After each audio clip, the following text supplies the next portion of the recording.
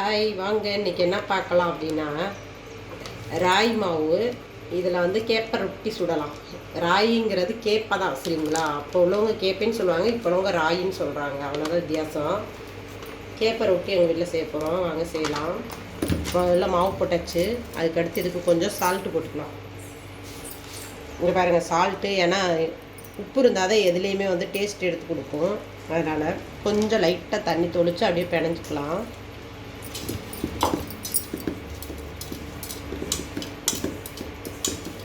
இப்போ இந்த அளவுக்கு பிணைஞ்சாச்சு.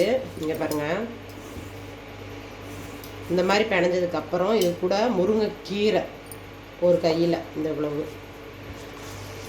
சும்மா 4 தலை போட்டிங்கன்னா போதும், பிடிச்சா போட்டுக்கலாம், சரிங்களா? ஆனால் இதுக்கு வந்து டேஸ்ட் இதெல்லாம் முருங்கைக்கீரை. நெக்ஸ்ட்டு வெல்லம். இங்கே பாருங்கள்,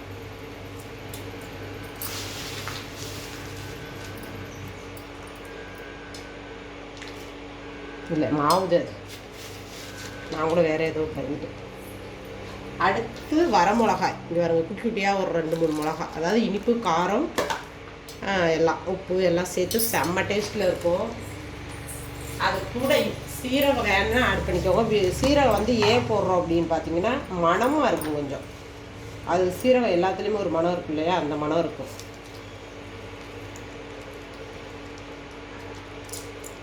இது கூட சில பேர் என்ன பண்ணுவாங்கன்னா வெங்காயம் போடுவாங்க. ஆனால் வெங்காயம் போட்டால் இப்போ இன்றைக்கி சுடுறோம் இல்லையா, அதை சாயந்தரம் வர வச்சு சாப்பிட முடியாது, நாளைக்கு வர கூட இதை வச்சு சாப்பிட்லாம். ஆனால் வெங்காயம் போட்டால் அந்த மாதிரி சாப்பிட முடியாது, இன்றைக்கே காலி பண்ணிடணும். ஏன்னா அது வந்து வெங்காயம் போடுறதுனால கெட்டுரும். இப்படி செஞ்சு சாப்பிட்றது வந்து 4 வர கூட நீங்கள் வச்சு சாப்பிட்லாம், அது கிடவே கிடாது, அவ்வளோ சூப்பராக இருக்கும்.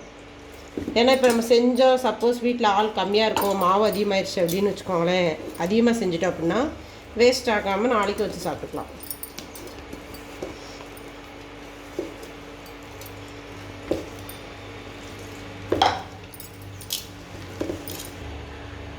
இங்கே பாருங்கள், சூப்பராக பிணைஞ்சாச்சு. சப்பாத்தி மாவு பதத்துக்கே பிணைஞ்சாச்சு இந்த மாதிரி. வாங்க நெக்ஸ்ட்டு வந்து எப்படி சுடலான்னு பார்க்கலாம், சரியா? இங்கே பாருங்கள், கல் வச்சாச்சு. கல் சூடாகிடுச்சு. நல்லெண்ணெய் ஊற்றிக்கோங்க. நல்லெண்ணெய் உடம்புக்கு ரொம்ப ரொம்ப ரொம்ப ரொம்ப நல்லது, சரியா? ரெண்டாவது வந்து அந்த நல்லெண்ணெய் உள்ள டேஸ்ட்டே வேறு லெவலில் இருக்கும். என்கிட்ட வந்து செக்கு எண்ணெய் தீந்துருச்சு, அதனால் பாக்கெட் எண்ணெய் யூஸ் பண்ணுறேன்.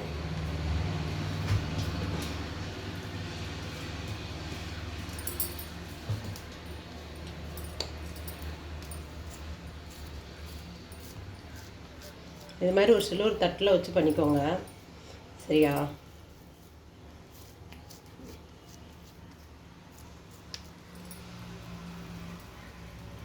இங்கே பாருங்க,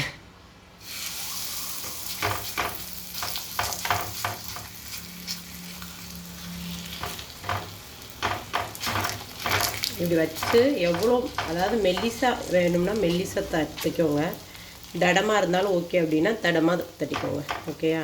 அது நம்மளுடைய சாய்ஸ் தான். குட்டியாக வேணாலும் குட்டியாக போட்டுக்கலாம், பெருசாக வேணாலும் பெருசாக வச்சுக்கலாம், நமக்கு என்ன தோணுதோ அதுதான். இப்போ வேகட்டும். இங்கே பாருங்கள், ஓரளவுக்கு வெந்துருச்சு, தெரியுதா? இப்போ பரட்டி போட்டுக்கலாம். இப்போ அந்த பக்கமும் நல்லா வேகட்டும், ஓகேயா? ஓகே, இங்கே பாருங்கள், வெந்துருச்சான்னு பார்த்துக்கலாம். வெந்துருச்சு. இது வந்து எண்ணெய் படாத இடம்னால அப்படி தான் இருக்கும் முடியாது, சரிங்களா? நல்லாவே வந்துருச்சுன்னா இந்த பக்கம் எண்ணெய் நிறைய ஆயிடுச்சு, அந்த பக்கம் எண்ணெய் கம்மியாகிடுச்சு. Okay, super.